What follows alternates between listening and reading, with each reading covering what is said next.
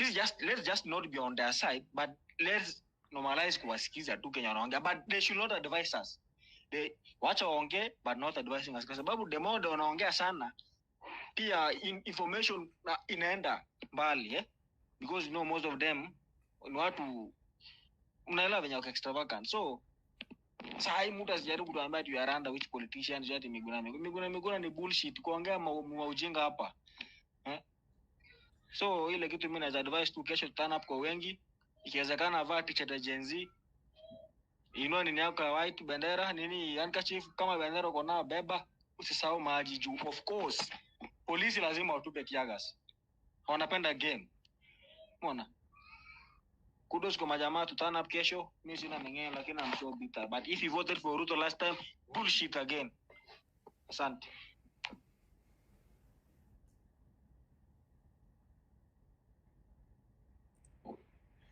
Well, Sophia, if you're on the mic. Yeah, I'm here. Okay, go ahead. Okay, I would like to thank the opportunity that you've given me so that I can speak to fellow Kenyans, and my condolences to the fellow comrades who passed away. They are our heroes. We should not forget them. And we have a problem. I think the president addressed the nation yesterday, and I think the president didn't show some empathy. Ameendelea tu hivyo without even, you need some empathy. This is your people. You are the head of the country, and these are your people that have been killed. He didn't show anything. This is very sad reality for today. But the other thing today I want to talk about is the foreign policy. Mi naona tumeangalia sana mambo ya inside, but sasa we need to focus. Foreign policy yetu inaendaje? Kwa nini sisi tuko tu puppet fuata upepo? Whereby just Germany inakuja, president ana meet sijui na leader kutoka Germany anasema ati tuta export labor. You cannot build your country exporting labor. It's not possible. Na hii kitu watoto wetu ndio tunawasafirisha kwa countries ambao wanalipa cheap labor, na our children are being mistreated, really, honestly speaking. Lakini kuna kitu moja lazima to understand the politics now. The politics ya Europe. Angalia saa hii wiki wameamua kuvote hata European Union na hizi elections zingine wanavote watoe wale watu wale walikuwa na support politics ya kusupport Ukraine, kwa sababu ni pesa yao ndio inalipa vita na kusupport nchi zingine kwa war. Kwa nini wanavote out those leaders? Kwa sababu it's not the interest of their country. The same thing we are thinking as Kenyans. We need to think, kwa nini foreign policy yetu itume watoto wetu nje kupigana? How many kilometers from here to Haiti? Tuna benefit kivipi? Hata kama one of the police will be paid 100 per maybe 1,000. I know it's a lot of money. But what is it in for us? Individually, lazima tufikirie. Kwa sababu maybe this pesa yenye inapeanwa, leaders ndio wanakula pesa nyingi na wanapea pesa kidogo maaskari wetu. So wameangalia tu interest yao. Kwa sababu imperialist, sisi ni Waafrika. Tunapigana pan-Africanism, which is what? Which is fighting against oppression. We are oppressed. We are not free. The reason why we fought colonialism was to be free, but we are not free. Honestly speaking, let's focus on it. Atuko free until now. Why? We are still under the colonization. Kenya, IMF is signing that African countries, which is Kenya is one of them, you cannot, your product, wana emphasize sana ya kwamba muwe mna export your product. Kwa sababu gani? Ndio wale watu wako kwa nchi wanunue hizo product in a little high price, lakini zitume wapi? Nje. Now wana encourage hiyo sana, and the government is listening. We need to be like other countries who are independent mentally and physically. We are not independent.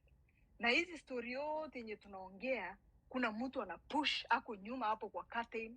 Ruto tu ni puppet, ile marionette imewekwa hapo mbele tunaona, lakini nyuma kuna watu ambao foreigners ndio wanasukuma hii nchi, na tuko colonization. We are still in colonization. We have to accept that. but we need to free our mind. Just like other countries wenye wametoka kwa hii shit. Tuko na shida, lazima we must accept it, but we need to ndio mimi nasemanga, tukistaka leadership yetu, we need to get leadership wenye wako na akili pan-Africanism, wanna think about how we can be independent, because it's not yet uhuru. We are not yet there. Hatujafika hapo. Yeye ametumika, ameaccept, ameenda huko ngambo. Every time, let's see, all the foreign policies amesign. Na ndio nilikuwa nasema leo, we need a whistleblower from the inside the government to blow out those agreements that have been signed. Amesign nini in return? Mkoloni hawezi kubali kukuambia amesign agreement and he's going to give you this instead of this.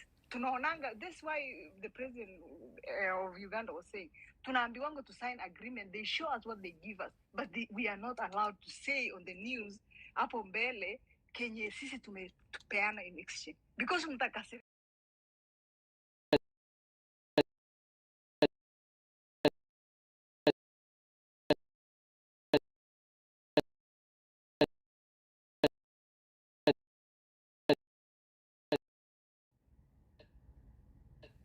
It's us who are suffering. Leo mambo ikiharibika, Russia ianze vita na China na waanze na America. Si tutatuma watoto wetu juu si tulikubali hapo tukasema tunataka kuwa NATO ally. Tuumie kwa war ya watu. What are we benefiting? Na tumecoloniziwa more than 200 years and then tumedanganywa ati we are independent, na tuko independent, tumeshikwa nyuma back of it whereby they control everything. Our farmers wamelazimisha kwamba they cannot share seeds. And farming, the backbone of the country is whereby the farmers can produce na people wanaweza pata affordable food. Ndio watu wasikufe njaa. But our people, tumekontroliwa na IMF, wanatuambia statistic how we can do it. The same thing that is happening. Privatization, tunaambiwa ya kwamba is good for us privatization because nyinyi mko na deni na mwezi lipa, kwa hivyo hizi kampani zenyu zitachukuliwa na wakoloni imperialist ndio wapate pesa wa control mpaka deni zenyu zije. Hii ni mambo ya wazungu na hizo World Bank wenye wako nyuma ninaongea about them. This is the issue we have and we need to deal with this. The other thing, why would the government recently talk about vaccinating animals? Mi hata nashindwa hiyo ni ya nini? Really, honestly.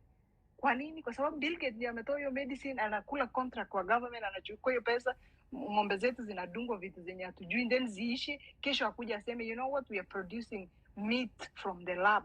Is that the reason? Ama ni conspiracy theory nimeingia. But I don't think it's a conspiracy theory. There is something behind it.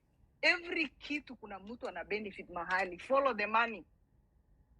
Ng'ombe zetu si wagonjwa. Every person can afford mwenye akona ng'ombe dawa yake. Kwa nini tulazimishwe tudungiwe kitu yenye hatujui? What is happening to us? Mbona tumekuwa tu tumeaccept everything that is happening? Sisi ndio tumekuwa testing research ground. Okay, the other thing the president talked about his addressing yesterday and the other time, he talked about upholding the rule of law. When the courts decided that it was not the rule of law to send our police to another country, it was about the rule of law. He didn't hold it. Why now is he talking about the rule of law? He broke it. Kuna watu familia, watu wenye wako kwa his government wameiba 700 million. 700 million. Hiyo imebaki 300 million ikuwe 1 trillion. Ameiba na hajaletwa to the court of law. Amekalishwa hapa ati anafanya investigation. Every country in the world, if there is a scandal ya fertilizer mwenye alifanya, anaenda na tunafuatilia ilikuwaje, wapi, everyone to be brought to book. The same thing. Ile 700 imeibiwa kwa Kenya Power and Lighting. Mtu ameiba akaamua kukaa back because he's in his government, hajapelekwa, hata kama amepelekwa court, ni hizi mchezo tu ya paka na panya tu, tunaonyesha tu sisi, lakini huko nyuma wanajua nothing will happen. We need everyone to be brought for the law. Sio amesema na uphold tuna start hiyo corruption yote tangu kwanza yeye amekuja. How many pesa zetu zimeibiwa na watu na wanakaa tu starehe, wanatupea sisi some lectures about how they uphold it. But pesa imepotea. We want to see every coin. Mtu akishapatikana na scandal kwa nchi zingine, unatoka kwa kazi, unakaa nyumbani until investigation iishe, ijulikane ilipotelea wapi. but wewe umekaa tu bado kwa ministry na unatuambia fertilizer. The small fish ndio wanaumia, wenye hata labda hawajakula kitu, lakini big fish wanakaa.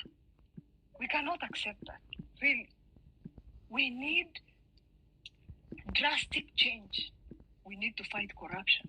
We need pay equity. We need to see watoto wetu wanaenda shule. Si ati IMF inatuambia to cut a number of universities to make the education expensive. Kwa nini? Ndio tuwe wajinga, tunaangalia tu chini, wana control tu bado.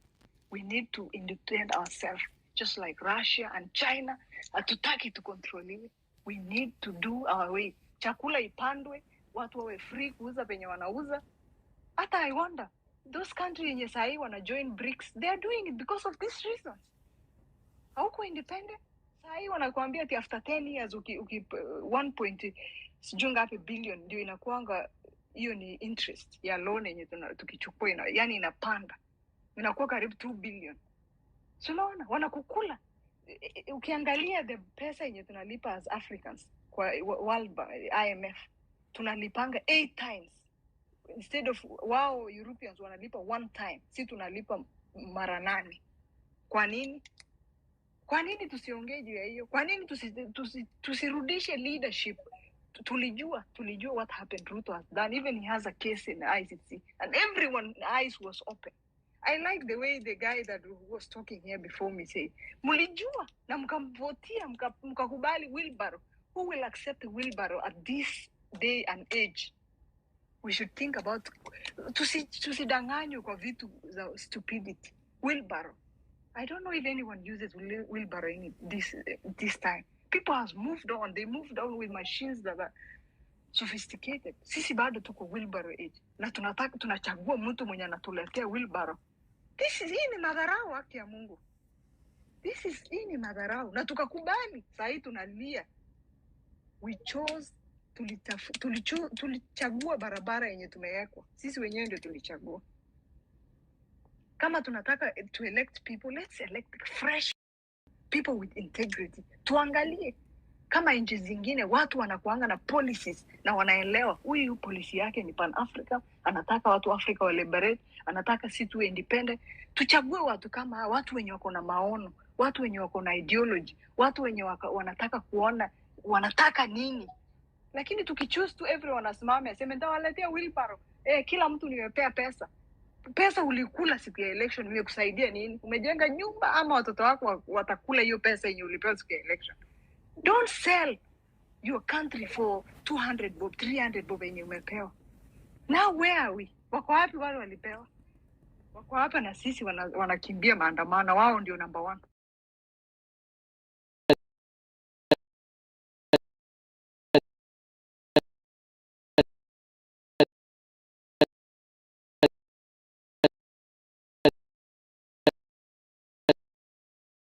Wenye tuko chini, sisi ni wamaskini, hatuna kitu, sisi ni kabila moja ndio tunasafa. Lakini tukipiganisho kichwa tunapigania nini? Mimi hata kama my father is becoming a president or something, na wale familia zingine hawana kitu, we have nothing in common. So tusimame pamoja kama Wakenya. Hata wao rich watatujoin. Kwa sababu gani? Pia wao wataona kwamba the down ikikuwa same, tumepata the same equality. Hata wao watapenda because it will make them safe. We should be together.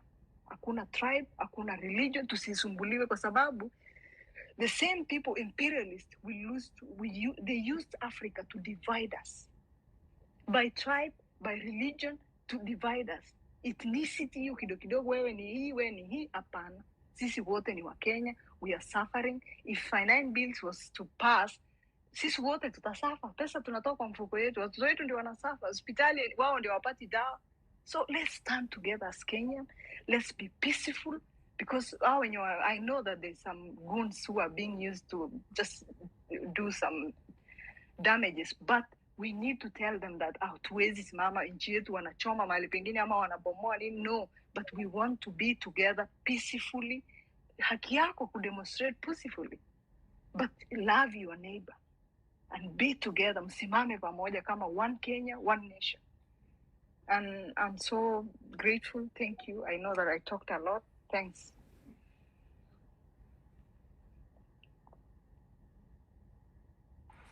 Thank you very much, Sophia. That was quite intensive. And you've actually covered a lot of points. And that's why I gave you the minutes extra. So John Ogola, and then the Gen Zs, then Meshi. Son of the Israel, Ushongea, because it was your turn before Sophia. Ushongea, okay, you can take the mic, then John, then Meshi. Thank you very much. First of all, message of condolences to the families that have lost their bereaved ones. It's so sad to see a 12-year-old child whose body is riddled with bullets na tuko Kenya moja na mtu mwenye anasema he is alive, right? Hiyo inaitwa sijui, hiyo ni sadism. He's a sadistic motherfucker. I'm sorry for using such harsh words, but that's the only way you can describe. Imagine kama wewe ni mzae wa huyo mtoi. You've lost a child. Your future, that boy, dead. And someone says he's alive, right? The president, who is supposed actually to have apologized. Mi ningependa kuambia wase, my youth, if you are listening to me, and I know you are doing it, those wale wanalipwa na hao politicians wenye wanatumia divide and rule tactics, please eat the money and go against what they tell you to do. There is an organization nimeona kwa Kenyans.co.ke inajiita sijui the Nairobi Youth Business Community yenye inasema ati we have lost a lot of property. This could be a ploy used by these people, the old generation guys, the ones who have power in their hands, to do what? To stop Kenyans from doing what? From these demonstrations. It is our right to demonstrate. It is our right to demonstrate peacefully. We carry the Kenyan flag when we are protesting because we are doing it for our country. Mtu asiseme ati bei ya unga imedecrease. You know, there are some idiots out there who are saying si bei ya unga imedecrease. Bloody fucking, kwani unakula unga peke yake? The price of meat, have you looked at the meat? Bei ya mboga umeangalia? Have you looked at the onion price? Tomato prices, have you looked at it recently?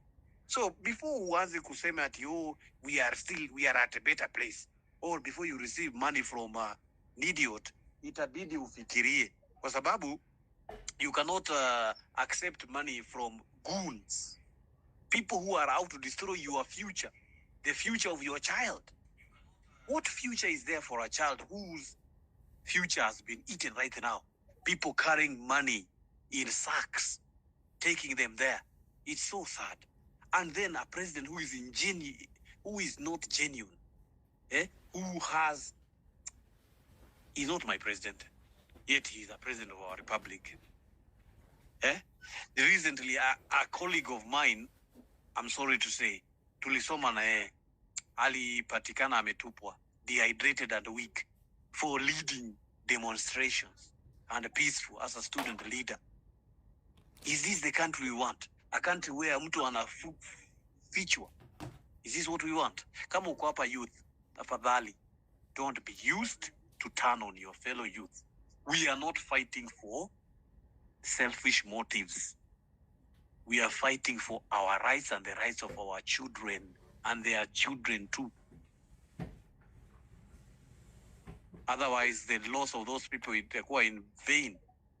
They died holding flags. Someone's brain was busted on the road to parliament. For doing what? For fighting for rights of these people who are going to be there for future, for you and me. Let us not be used. That's my final words. And also, vijana hakuna kutumiwa. And also, let's not be tribalistic. Naona wanajaribu kuchukua tribal angle. Hakuna Msomali mwenye anaumia wakati Nurudin Haji anaumia. This guy is earning money from the public office. There is no Kikuyu who is going to be hurt when Gachagua is sidelined. We are beyond tribes. If there is an old guy responsible for, I don't know, ofisi fulani, so nataka kuambia, we are not cowed. We are not going to use tribalism as our background. We will not use it. We are not. We are partyless, tribeless, leaderless. Okay, the last thing ningependa kusema ni Safaricom. and IMF and Airtel. Naona before tuende IMF tuongee kuhusu Safaricom na Airtel. Tafadhali.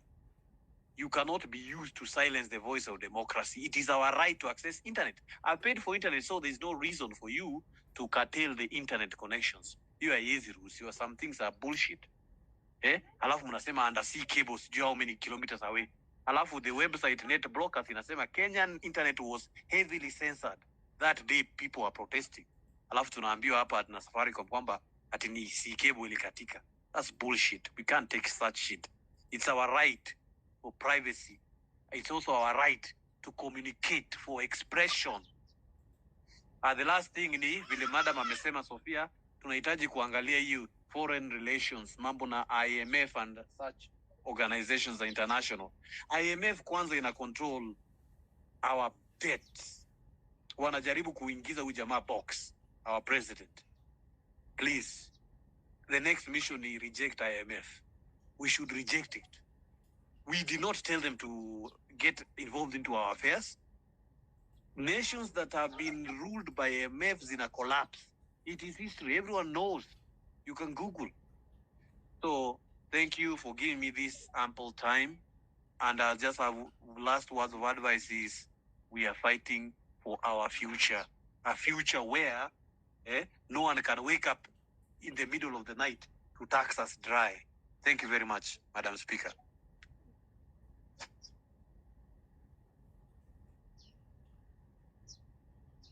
Thank you very much. Son of, I don't know, is Israel? Son of Isiolo, it's called. Isiolo. What's happening in Garissa? Are you Isiolo and Garissa? No, Isiolo and Garissa is different. Anybody from Garissa, tell us what your people are doing over there. John Ogola, take the mic as you look for somebody from Garissa and somebody from Kirinyaga. John Ogola and then Mishi. No, John Ogola, a man has spoken. I really want ladies on the mic. Let me give Mishi, then after Mishi, you just go ahead. Kindly. That's okay. Okay. Mishi? Okay, can you hear me? Hello? Can you hear me? Yes, check your screen. I give 100 for when you start speaking, Okay. and then you'll just know we can hear Okay. So first of all, I'd like to, my condolences to the families of those who've lost their lives during these protests. It's seeing brains on the floor, seeing children being shot at is something that we should never let happen again. And most importantly, we shouldn't stop at this point. We're at a point where the whole world is looking at us, not just specifically the whole world. Let's look at Africa. We're setting an example for countries that have been suppressed for so many years, and they're seeing hope in us. And I think we're at a point now where we should never stop what we're doing, because if we stop now or allow this man to take another inch, we will never recover from what he will do to us.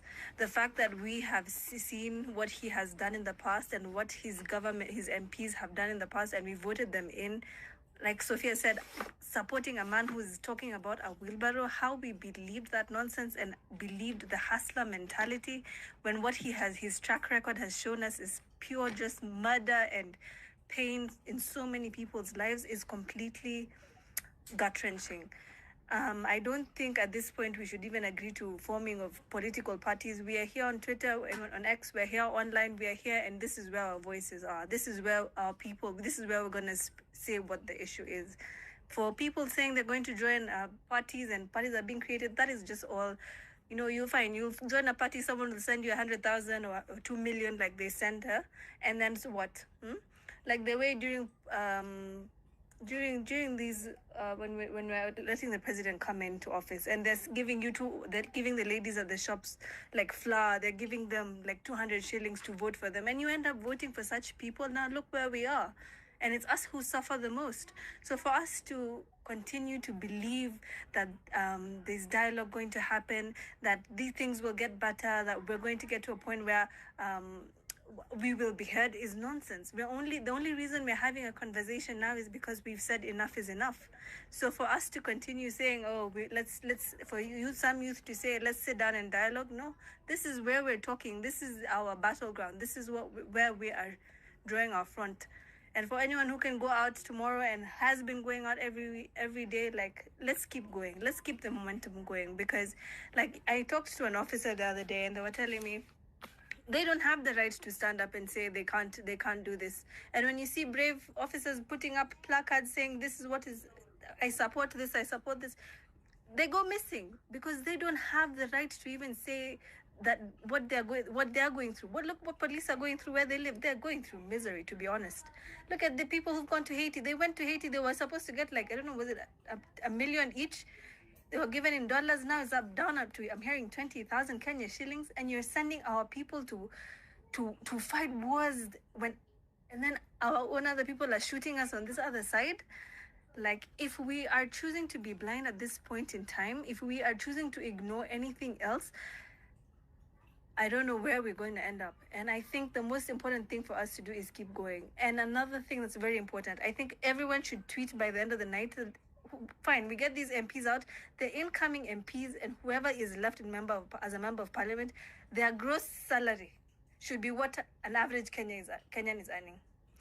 Between 50,000 to 100, even that I'm being very generous. But I think that's something we should really tweet about. And then they have their deductibles. The same way someone who's earning 20,000 and works in a nightclub is being deducted, is getting their NSSF deductions and all of that. They need to feel it so that by the time you're coming into office, you're not doing this for the money. You're doing this because this is a passion.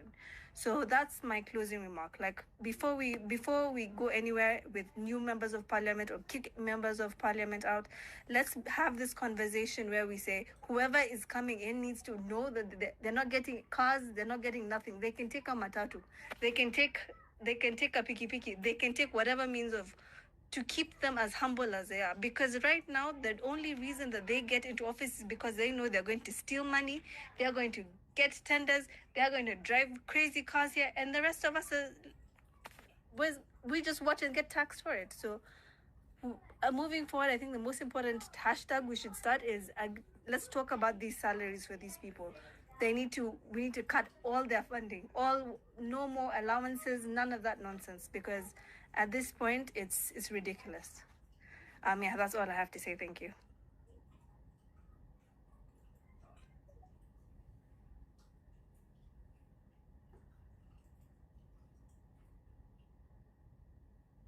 John, you're going after Mishi. Mishi, thank you. Well, good evening, fellow Kenyans. This is a very, very nice space to be in. And first of all, my heart goes out to all those who lost their loved ones. My heart bleeds for them.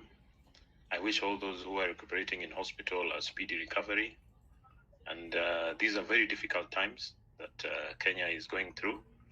But I think I have to congratulate the Gen Zs. I am a Gen X, latter Gen X. So when I see the young people now taking up their rightful place, because they've taken enough crap from the boomers, and clearly they're the ones who put Kenya into the place where it is now. Because we have to ask ourselves, where did the rain start beating us? This is not something that has just happened. It is something that has been going on, and because of the way the system has been set up, we have a political class that feels like they are more entitled than anyone else, and they have set it in such a way that they decide what they are going to do with no accountability whatsoever. I was shocked to see the obscene opulence that was there inside the August House after the brave boys and girls made their way in. And it just goes to show that when people strive to get these positions, it is not because they want to offer leadership or they have something good for the people. It is a way of survival, because they know they are going to get a very hefty salary, house allowance, medical cover. You're sorted for 5 years. So whether or not you're going to do whether you're going to serve the people or not, it doesn't matter. At least you are sorted for the 5 years. So they have got this concept of representation of the people totally wrong. And I agree with the lady who spoke just before me when she's saying that these people need to be put on minimum wage to make it such that anyone who is going for a public office is going there to serve, not to enrich themselves and live like a king at the expense of taxpayers. And when we look at things like the current regime, they came in on the wheelbarrow thing, and a lot has been said about that whole issue of the wheelbarrow. But these people did not put themselves there. We are the ones who elected the leaders that are there. And we are very gullible. The level of civic education in the country is wanting because we don't know what voting wisely means. You vote for the guy who will come with the biggest car and dish out the largest amount of money. During campaigns, you're given money, you're given 1,000, 2,000, 5,000 and a t-shirt, and you go and sing your voice hoarse supporting a candidate. But you do not take time to interrogate what they offer, what they are going to offer you as a citizen. Because you are signing a contract with someone who is going to mess up your future.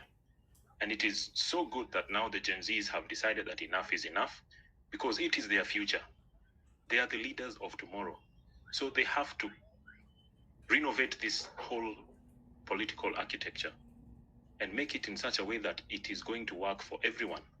If the system works, whether you're a Gen Z or a millennial or a Gen X, we're all going to benefit from a system that works.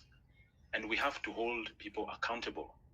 And when it comes to elections, why do we go for criminals, people with tainted records, when we have very clean, honest leaders who are ready to offer? Someone like Okia Omtata, I'm sure if he was to offer himself today, maybe after what has happened, he would be a very suitable candidate.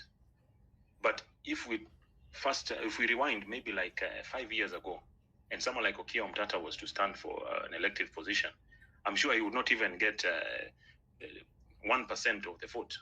Why? Because people don't seem to want credible leaders. We had so much hope in, for those, I didn't vote in this regime, but people believed because they came in through the church. And also another big problem I have with is the church. We have churches that have become commercial entities. They are not serving any purpose whatsoever, apart from unjust enrichment of the pastors. They go there masquerading as men of God, and it makes me sick and my stomach burns that even after whatever happened last week, we've not seen any religious leader. At least the Pope's representative spoke something about the police excesses and all that.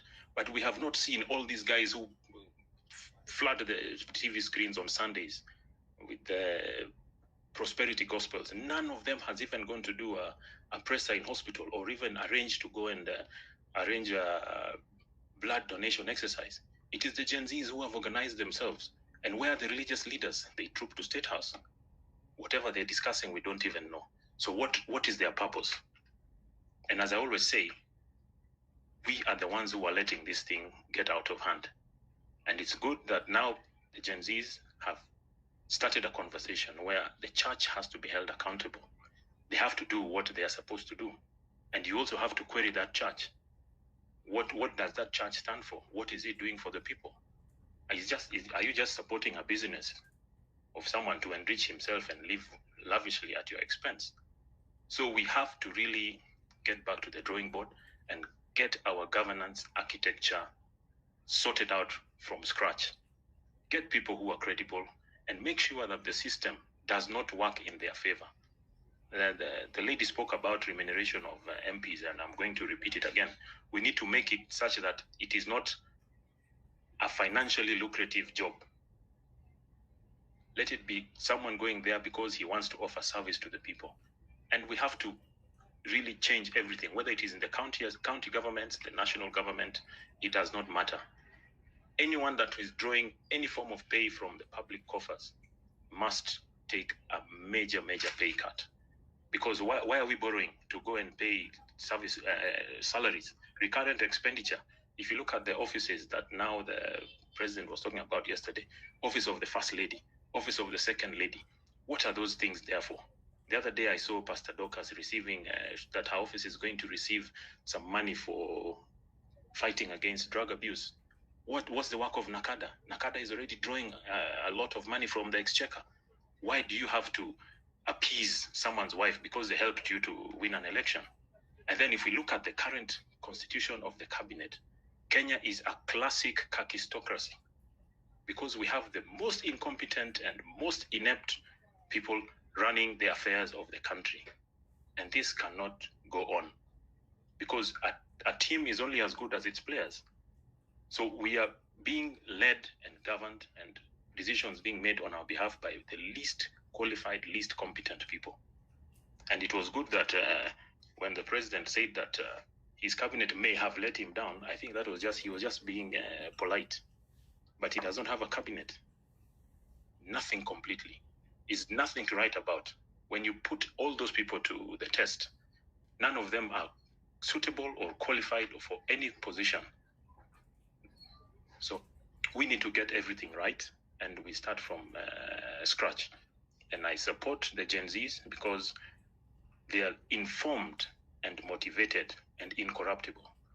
But one thing that I need to tell the Gen Zs when they're going for these protests, we have to keep the legitimacy of this process. People going to loot and destroy other people's property under the guise of protests, those are people who should be isolated and let the law deal with them, because you cannot be fighting theft by public officers and you are yourself carrying out the same thing and stealing from a fellow citizen who is also suffering under a heavy tax burden like you. Because if you steal my stock, which probably has cost me all my savings, how do you expect me now to take care of my family? Those are things which we need to be considerate about. Be sincere about the cause. Don't harm your fellow citizen, because they're also struggling like you. I think that's all for now. But keep up the struggle. Let us be sincere. Let us be genuine. And don't give up. The future is bright. Thank you, John. Thank you very much. You'll release the mic for me. JM Kamuzu, and then Gen Z, and then Daniel. So if I give you 100, just take the mic. JM? Yes, niko. Daniel? Okay, carry on. Nashukuru sana kwa kunipatia hii nafasi kuongea jioni ya leo. Kwanza kabisa risala zangu za rambirambi kwa familia ya wale mashujaa ambao wamekufa kutokana na hii mapambano ya kutuondoa katika hii serikali dhalilishi. Pili, jana nilipomwangalia rais akiongea nilistuka sana. It's like he lives in another universe. Hajui nini inaendelea Kenya. Mtoto amepigwa risasi 8 na amekufa. Yeye anasema ako hai. What? I don't believe he's the president of Kenya. Secondly, the church has been compromised. Hebu angalia, wale walienda mabishops, mapastors, wale walienda State House. Really? Walikuwa wameenda on behalf of who? The congregants? Not really. Kwa sababu, if Jesus Christ came back today, would they go to heaven? I don't believe it. Thirdly, Gen Z, the struggle should go on. Kesho ni maandamano. Tunatokea na fujo. Tunatokea vile akituua, abakisha wale atabakisha, na tutakomboa serikali yake, tutakomboa nchi. Thirdly, if the president is serious, mbona hajafuta hao waziri ambaye ni corrupt kwa hiyo serikali yake, like Moses Kuria, Mithika Linturi, including Kithure Kindiki juzi amekula pesa ya Haiti na amekubali askari wetu waende huko. The inspector of IG should resign. Thank you.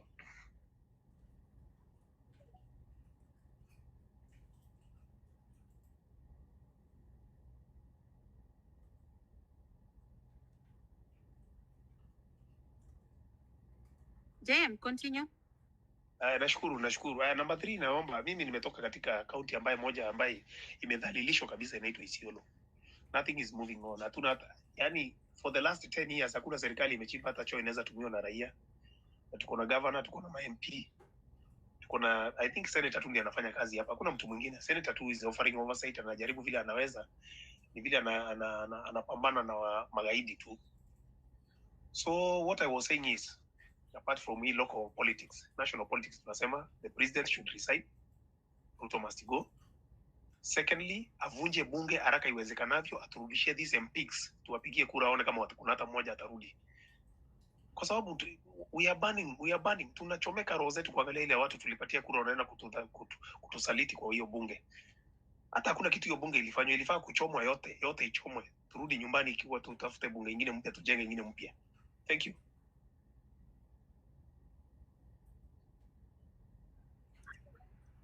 Thank you so much. Daniel, then unapologetic. Alafu nitasema utaongea kwa ile kilugha uko sawa naye. Sote ni wa Kenya. Tunashauriana tu kwa haya mambo yametukaba. So Daniel, take the mic.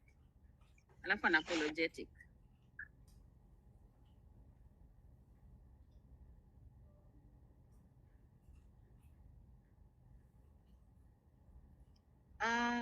Kiboy, if you can hear me.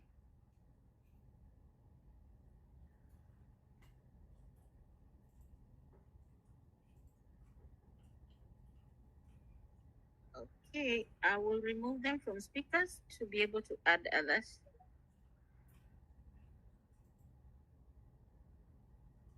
Okay.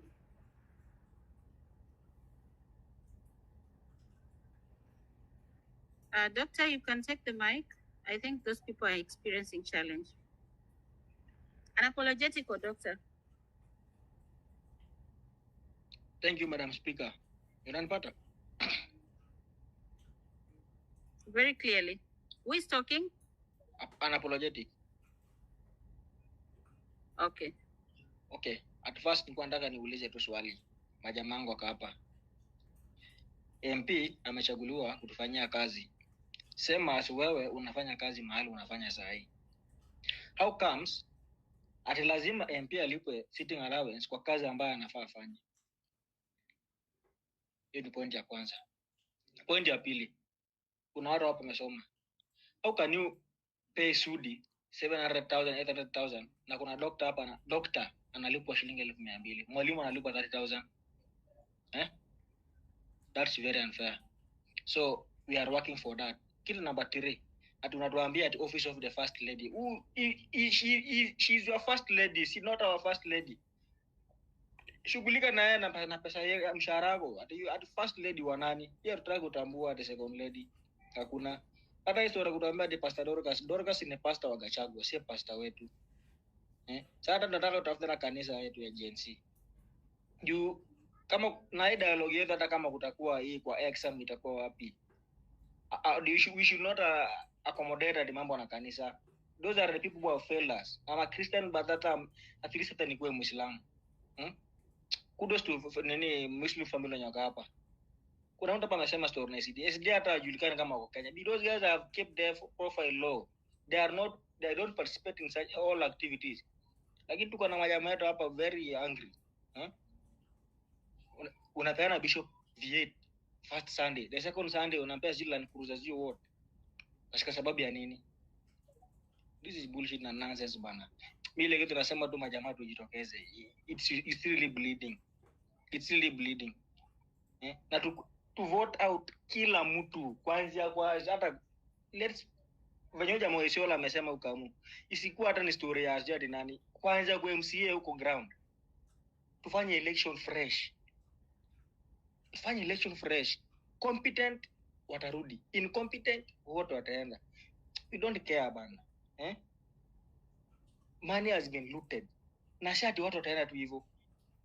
Wale watakuwa voted in, wafanye follow up na pesa zote, accountability. Shame on president. Tunakuja kutuambia hapa now that the financial bill imeanguka ati I will be forced to borrow another 1 trillion. To borrow to do what? Na hata hujafanya accountability ile pesa ziko nayo. Guys, mimi natoka Busia County. I remember last 3 months president alikuwa Busia County, Teso. Ameenda huko ati Arambe. That day the area MP who is another fucking malaya Mary Amase ati huyo ndo vice chair wa Ichumu ati kwa budget umbwa sana yeye.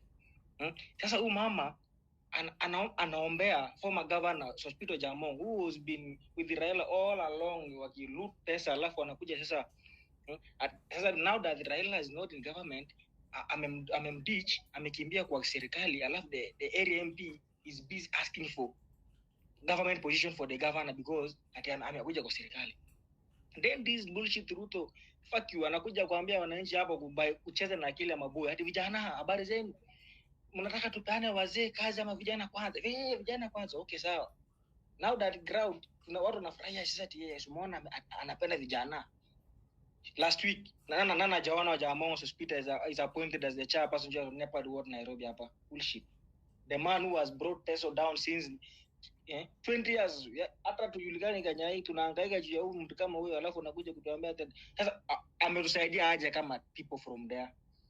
That's why I want to ban this thing called tribalism. Ethnicity tutaki. Mimi ni Mkenya. Tunataka we are all Kenyans bana. Good example, Ababu na Mwamba is my neighbor. That guy, he cannot even aiza hata win kiti ya kwa vile jelda kwao. Nobody wants him. That's why alishindwa kutoka kusimama MP akatoka. Now is the cabinet secretary for sports. Wa Ruto si wa Kenya. All those guys ni wale tycoons wameiba serikali as governors. Now that they have no place to go, wanarudi sasa kwa serikali and they pay appointment. Look, Moses Kuria fucking nigga hapa. Ameshindwa kuwa governor ndio hiyo ametoa. Sometimes it's going to be called back. I really at some point naweza sema at least Uhuru made sense. Kama sio Uhuru kupata law sana, Mike Sonko sasa angekuwa ameshaappointiwa kitu kama CS. But because of alipinywa akabanua from holding government office na Waititu, that's why they are not there. You see Waititu complaining, pressing Gen Z because the law does not agree na yeye kupewa appointment yote. But this guy over us ilimturi wanakuja kufanya watoto wadogo, wanaacha samaki kubwa. Ukiulizwa anasema you remember last time the other ilifire 6 years after firing 6 years.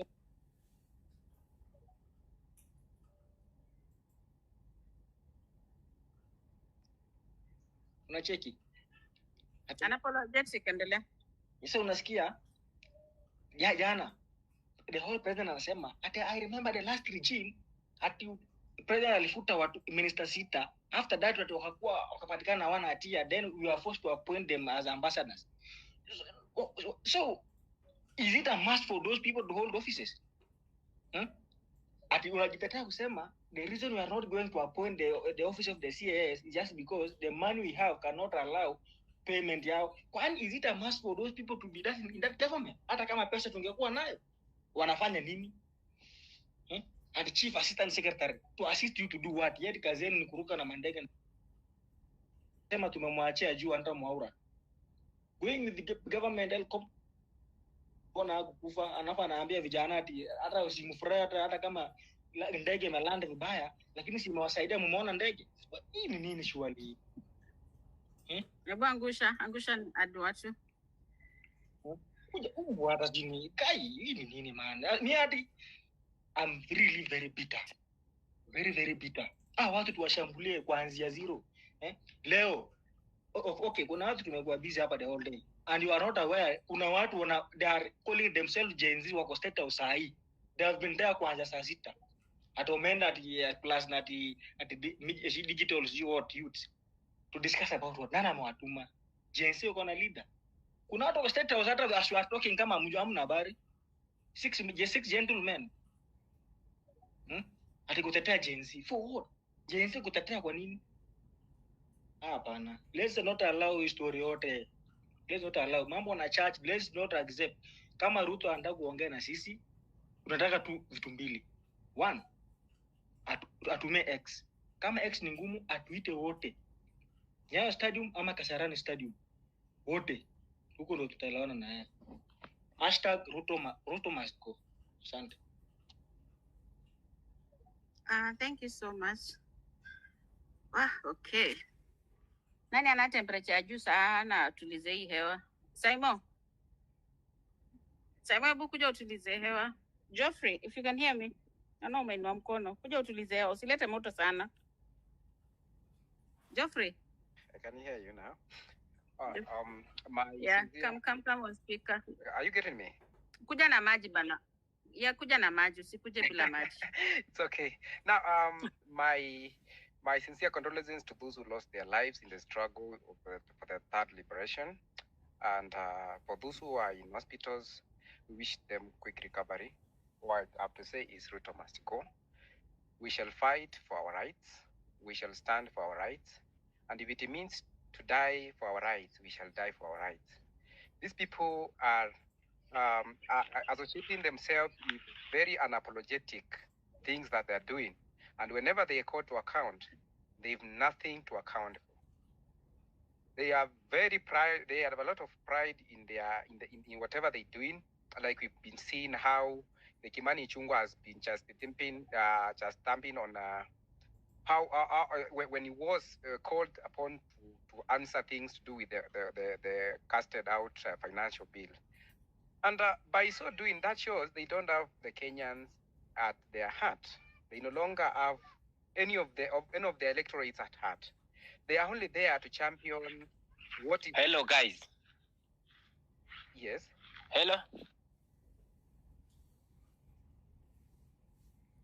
Boss, si ungie kwa space alafu utulie. Sasa hello. People are talking on the speaker. So just come in and ushike kiti kwanza. Tukupatia mic. Endelea, the speaker was talking. So okay, okay, thank you. Now, if you check how these people are using our monies, our taxes that we are giving out taxes when we are crying with a lot of sweat and all that, you find that these guys doesn't care about the common mwananchi. They don't care about the future of the Gen Zs, of the Alphas, the Gen X, and all that. These people are living in outer space. They're not living in the country we are living in. There's a lot of, like yesterday I was listening to how much we pay in how much the government is paying on salaries, 1 trillion plus on wage bill. And each and every day, the SRC commission has always been there to say, we're there to work out on seeing how we're going to reduce the wage bill. Which kind of wage bill are they reducing if we have got offices unconstitutional offices that have been made up of the spouses of those who are in office? It is quite unfortunate that spouses have got unconstitutional offices that have got budgets, they have got allocations, they've got staff. It is quite unfortunate. That is a lot of wastage of the Kenyan taxes. And now, yesterday, the president is heard saying now that the finance bill has been casted out, I will now be forced to go and borrow. What borrow what? The last financial act that we are using for the 2023 financial act, the Finance Act for 2023, I believe it was covering whatever was appropriated in the budget of 2023. Now that we are going to adopt almost similar to the 2023 budget, why do we need to borrow more to fund what? He said things like CDF, whatever was planned to increase the CDF allocation, will be reduced. If it will be reduced, do we need to go and borrow? Or he's trying to tell us that they borrowed to top up whatever they had in terms of taxes last year for us to get whatever we are seeing on, whatever the little that we are seeing, the meager that we're seeing on the ground appertaining the CDF. It's quite unfortunate. Personally, I reject the regime. I say Ruto must go. And tomorrow, I call upon all the Gen Zs, or the millennium, or the Gen X, and whoever will be available. Let's go out. Let's demonstrate. I would call people to be peaceful. Well, that's one thing I would advocate for. Let's not loot what belongs to a commoner who is still suffering like we are suffering. They are oppressed by the regime. They are fighting as we are also fighting. So let's not loot what belongs to them. For the elected members, the MPs, it is the high time now these people leave the space. It's the high time these people now live on a minimum wage. The government, whatever the Gen Zs we are proposing on the salary cut should be implemented forthwith without unnecessary delay. And that way, it will now reduce the wage bill that they've been fighting for to reduce, to make it better and easier for the government to fund. So today, if they can reduce like the salaries of the MPs to reach something like 400, it wouldn't be so lucrative for somebody, like it wouldn't be so reasonable for somebody to leave a job that he was paid, like somebody working with the UN, he was paid over 600,000, leaving such a position and coming to contest for an NP seat. I saw the other day somebody who was in the provincial administration, the GAO, leaving and coming to contest for the MCA seat. And the question was, why would somebody leave such a lucrative work. We are fighting to get it and come to contest because they have their own vested interest on such positions. It is the high time now we make these things unconsiderable for them, and whoever comes in must come in to serve, to offer service to Kenyans, but not to enrich themselves. It is the high time we, as the Gen Zs, the millennials, the Gen X, and all other people that mean good for this country, to come up and say, Ruto must go. It is the high time we should stand for our rights. The other person that is being left out in these discussions, we've seen the police executing unwarranted orders, shooting our protesters who are unarmed. And I believe there is a whole chain of command in the police service, the IG. Why are we leaving the IG? It is the high time we say the IG must go. Mr. Koome must go. We need a competent person in that seat who knows the protesters have got their rights and they have a right to be protected. One of the functions of the police, and that is never left out, is the protection of life and property. And there's a reason as to why it is protection of life and property and not protection of property and life. In this case, life comes first. Protection of property comes after life, your protected life. It is unfortunate that we saw people losing their lives when they were trying to get into parliament. We saw very innocent people who were chanting on the street and they were shot by using live ammunition, using rubber bullets. They were sprayed on water with the water cannons and all that. It is unfortunate. People are using crude weapons on our children. They are using crude weapons on us, on we demonstrators. It is unfortunate. Tomorrow we must come out, and the government must feel the heat. We need these unconstitutional offices done away with. This is not a family affair. It should in Kenya is not a family affair that when you get a position, your spouse must get. And it is happening not only in the national government. It is also happening in the local politics, in the county government. We see there is the office of the first lady of the governor. And they are being funded. They have a budget for those people, these niggas. It's unfortunate. So, comrades, let's stand up and fight for our rights. I have that to say. Thank you. Thank you very much. I'll request we do 1 minute and a half, if you don't mind. 1 minute and a half. You know, somebody staying waiting for more than 2 hours, man. It's very discouraging. And this is called a tough discussion that we have to talk. So, nikikupea mic, chukua just a minute and a half. I'll give you Daniel. And then I give Geoffrey, drop for me the mic so that I can add somebody. Daniel, then Steve. Then, okay, Coach, I see your hand is up. You can take it first before Daniel. Daniel, can you hear me? Can I go first? Okay, Coach, go. Okay. Yes, go first, and then Steve. Okay, thank you. So, to our co-host, I'd like to request you that you have a fire extinguisher close to you, because this space is going to be, it's going to burn in the next 1 minute.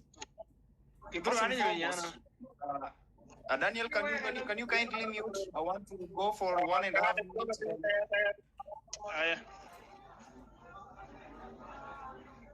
Okay, fine.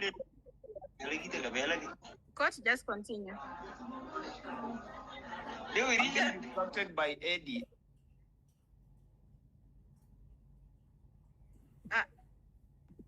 Eddie, this is the second time I'm muting you. Kindly mute your mic, or if you're busy, just wait for Coach to speak, then Steve, then I'll give you the mic. But if you delay, I give somebody else the mic. Kindly switch off your mic so that you don't have to give us interference. The feedback is really making everyone not to be heard. Coach, go ahead, I'm unmuting.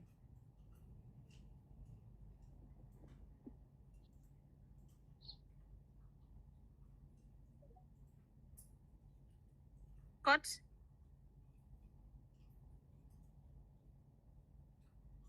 Coach, I have the fire extinguisher. Please come on. Okay, you had been muted, so currently you have unmuted us. So first and foremost, I've been on the space, and Geoffrey said that we are having the third liberation.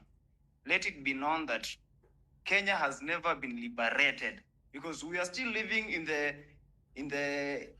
those eras where dictators and leaders could do anything without being accounted for. So currently, this is the first liberation of our nation. Yeah? And if anything now, we should be calling this country Kenya from today, henceforth, because in previous days, from yesterday to the other day, we have been the British colony. Yeah? So first and foremost, the president has been lying to us every now and then. In fact, yesterday, he lied everything on live TV. The only truth that the president said yesterday was the names of those journalists who were interviewing him. When he said Linus Kakai, he was saying the truth. But when he says he has put how many billions in what project, this man has been lying to us. To be honest, there's no project that Ruto has commissioned which belongs to him. All the projects that have been commissioned and that are ongoing, these projects were initiated by the former president Uhuru Muigai Kenyatta. For instance, now the housing project. He's writing on the housing project, claiming that this housing project is going to create so many jobs for us youth. Unfortunately, when you go there to the site, those people who are doing those works are not even the youth, as the president is saying. I wonder if in this country we are having Chinese youth. Imagine all those guys on the site, they are from foreign countries. We have so many people in this country who have done civil engineering. Personally, I've done electrical engineering. Other people have done other courses which are relevant. But now the president is giving people from other countries the first priority to run those projects, to run those works on site. But we, the citizens of this country, we have nothing to do. We are just back at home. In fact, I could request that we, the Gen Z, could have maandamano from Monday to Sunday because we have nothing to do at home. Personally, I'm just at home. I have nothing to do. Monday and Sunday, there's no difference to me. So the president has been lying to us. And when you go out there, we need to shout very loud that Ruto and his entire regime, they must go. They must go. And if they're not going to resign or do anything, then it's better we take the bullets while marching forward to the State House to eject this person from that seat, because he has created more harm to us youth. Currently, as we speak, in the last 4 maandamano that we were on the streets, we were around 2 million youth in Nairobi because every street was occupied. You can imagine how many people can occupy Moi Avenue? How many people can occupy Kenyatta Avenue? How many people can occupy Parliament Road? Then do that mathematics. If you have been to a math class, you will tell me that those are 100,000s of people who are occupying those spaces. And mark you, those people, there is no one who is employed. All of them, including me, we are unemployed. We have papers. We have gone to university. Some have even gone further to do masters. They have nothing. So you wonder, when someone says that we are having the third liberation, we are not having the third liberation. This is the first liberation. Because all these people who have been in the government, they have been in previous governments, from the Moi era, Kenyatta era, Kibaki era, Uhuru era, up to now. Look, someone like Mudavadi. Mudavadi entered the government when he was around 26, 24 years. Currently, the guy is above 60. For the last 40 years, 50 years, these people have been in the government doing nothing, absolutely nothing. Then wanakuja huko nyumbani kutuambia, give this person hizi kura, the uchumi itakuwa mzuri. Uchumi gani itakuwa mzuri when we are buying unga above 100 bob, sugar above 150 bob, salt, which could go for 15 bob, is being bought at 30, 40 shillings. And then we are here talking about the third liberation. This is the first liberation. And any person who is here and you are a youth, a millennial or a Gen Z, it's a high time that we march in large numbers in all those streets. We occupy those streets peacefully, without harming any person, without destroying any person's property, without attacking the police, so that the whole world can hear the Kenyan youth are going through suffering. We are really suffering. Even an expectant woman who wants to deliver, who is going to deliver in the next 1 minute, cannot go through the same suffering we people are going at this minute. We are really heartbroken. The government has been lying to us every now and then. When Ruto was campaigning, he said he's going to create jobs, only to say that this year, the Public Service Commission is not going to hire any person for the next 1 year. Then we are here laughing at him as if he's a friend. He's not a friend. Those people have money. In fact, this money that these people are using, it's what they generated in the previous regimes. So you can imagine what they have generated in the current regime. It will be maybe used by their 50 or 60 generations to come. Then we are here laughing at them. We go take selfies. Fuck this government. Personally, I'm very anchored and I'm going to the street daily. In fact, sorry to say this, but I think those guys who died, they're even safer than us who are living at the moment, because they are not going to encounter this suffering that we people are going through. We are going through a lot. We are dying we are crying every now and then, but there is no person who is going to listen to us. The members of parliament, when they come to our constituents, they want to bribe us with 100 bob, with 200 bob, with 150 bob, with the sugar. Others are going to bribe us with salt, as if you can eat salt and sleep the entire night. So guys, as I said, the co-host should be having a fire extinguisher by now, because I've just ignited fire in this space. You people should not fear anything. If you die, you die once. If you live, you live once.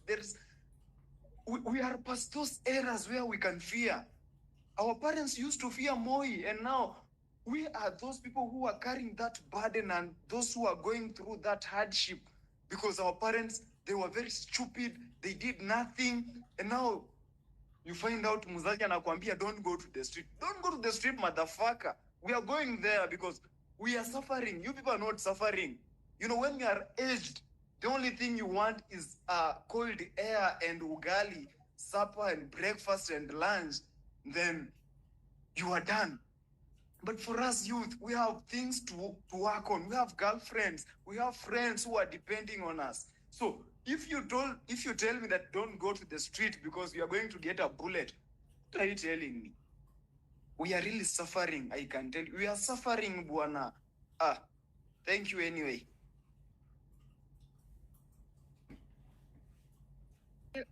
Thank you very much, Courts. I will have to look for somebody with a polite voice.